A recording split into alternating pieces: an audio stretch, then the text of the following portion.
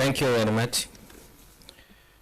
As the moderator said, it's common also in my country and every country that after lunch, few people is ready to listen to the presenter.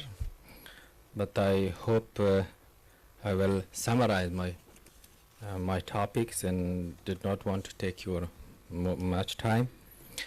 First, I would like to thank Mr. Jan Persat, the DG of IDSA, who is not here, and also his team to inviting me to this important conference.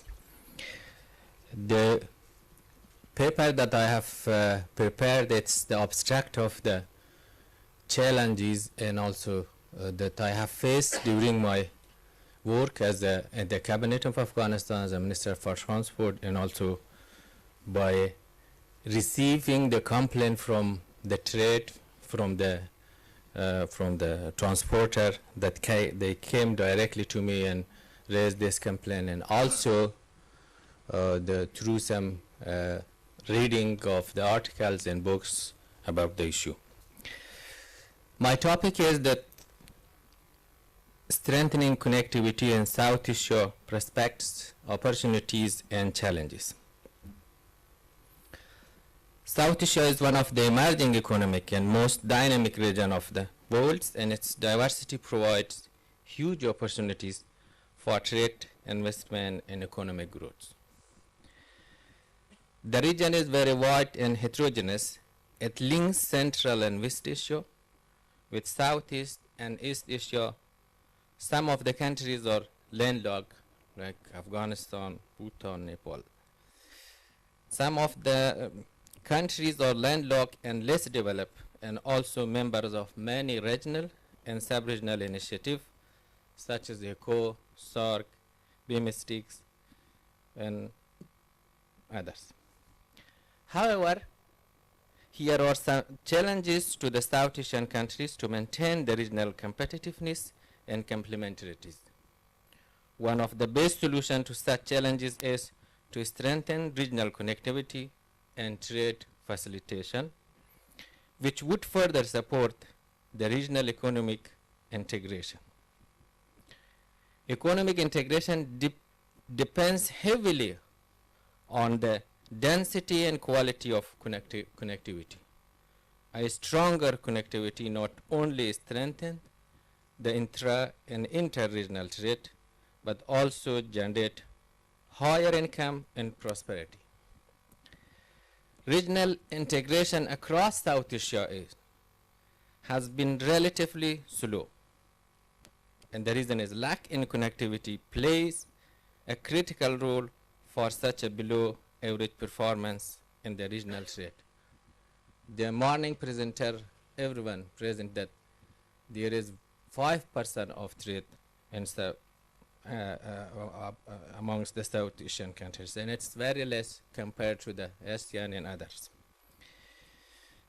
Improved trade facilitation, better infrastructure, stronger connectivity, institution building, scaled human resources, and more importantly, better infrastructure, enhance the regional and global trade and help realize the integration process.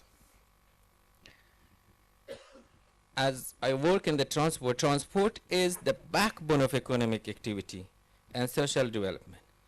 Increase in production and trade have been made possible with the advances in transport. When it comes to improving connectivity, each mode of transport, like roads, railways, maritime, shipping, and aviation, has own physical and operational characteristics which require different consideration. In the last years, aviation sectors are relatively well connected in South Asia. It's because of higher degree of private sector involvement and developing and managing infrastructure in these sectors. If we look the flight between Kabul and Delhi, we have 5 flights. Most of the airlines belongs to the private sector, and also private sector is involving in constructing of the airport in countries. From a regional perspective, the priority should be given to the development and upgrading of land-based transport infrastructure. If we look to the past history of Afghanistan, Afghanistan once enjoyed a popular place at the center of the world's richest pathway to prosperity and civilization. This historic and geopolitical role was well established. Over 2,000 years ago, Afghanistan was at the center of global exchange of ideas, art, and culture and long-distance trade. As it was located between China and India in the east, and fast-growing Europe and the west. The flow of trade, techniques, tools, and innovations along legendary Silk Road allowed the promotion of ideas and the great ancient cities of Central Asia, enabling them to spread their influence far beyond the region. Ladies and gentlemen, exploiting Afghanistan's position as the land bridge between Central Asia and other neighboring economies can be a significant source of regional economic growth. The last in recent studies made by Asian Development Bank, they made a substantial economic benefit over the next 5 to 10 years from the development of road corridors connecting Central Asia and South Asia will be met. The Central Asia's landlocked geography leaves the region extremely dependent on its immediate neighbors for access to the rest of the world and South Asia. Therefore, the construction of Afghanistan would become an important part of successful regional development strategy. And also the development and rebuild of Silk Roads will bring concrete benefits to all.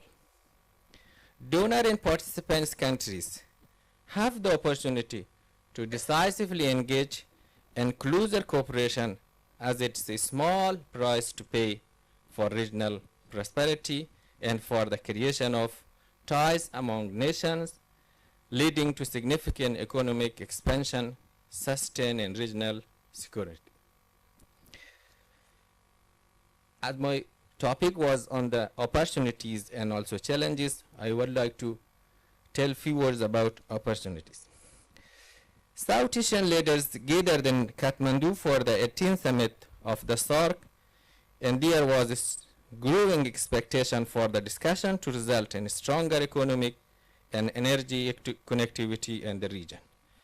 An opportunity for enhanced regional collaboration.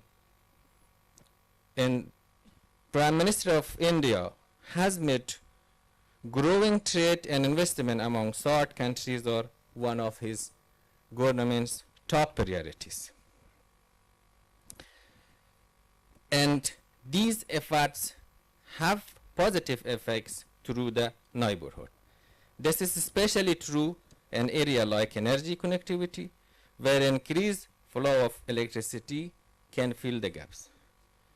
The advanced power trade and power development cooperation between India and Nepal, India and Bhutan, and also the sign agreement to strengthen their ties and deepen regional energy, trade, and educational activity, an agreement for transiting electricity from Central Asia through Afghanistan to Pakistan.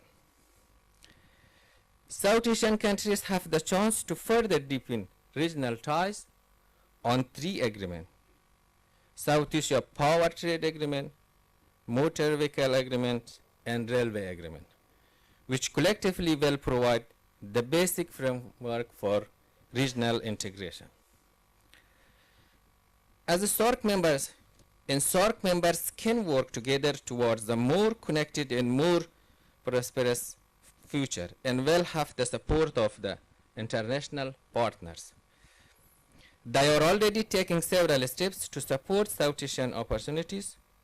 On the energy side, they have been working with Asian countries on steps to create a regional energy market through greater electricity trade. On transit trade, the United States support a strong regulatory environment for private investment and trade standard across borders. As I said before, Afghanistan is the gateway to Central Asia, South Asia, and Middle East. This is why Afghanistan is closely involved in the development of whole region transport corridors. Many of them go through Afghanistan. Therefore, smoothly functioning transport corridors are vital to our economies. It is essential that we pay attention to them to promote efficiency and sustainable handling of freight and passenger flows. If I come to the challenges, the major challenges facing South Asia for regional integration is the poor quality and inefficient infrastructure. Infrastructure services both hardware and software, which raise cost of transportation. High non-tariff trade cost. One of the impediments to the connectivity in South Asia is the higher non-tariff trade costs. Goods produced by South Asian countries, particularly the less developed countries, do not find adequate market access in the region and abroad due to high transportation time and costs. Another challenge is lack of the regional transit. Freedom of transit means freedom of trade. Mistrust among South Asian countries, along with lack in institutional capacity, have caused long delay in accepting regional transit. Transit is an intrinsic element of any cross-border movement of goods and vehicles and significantly influence on national economies.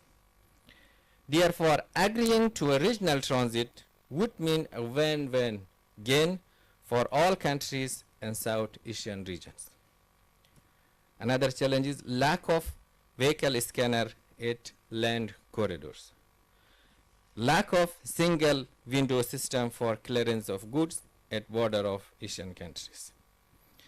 And also, as the previous presenter has mentioned, trade issue between Pakistan and India is another challenge. Pakistan won't allow India access to its road. The existed mistrust between the two countries are naturally hurting enhancement of the trade, not just between India and Pakistan, but in the entire SAARC region.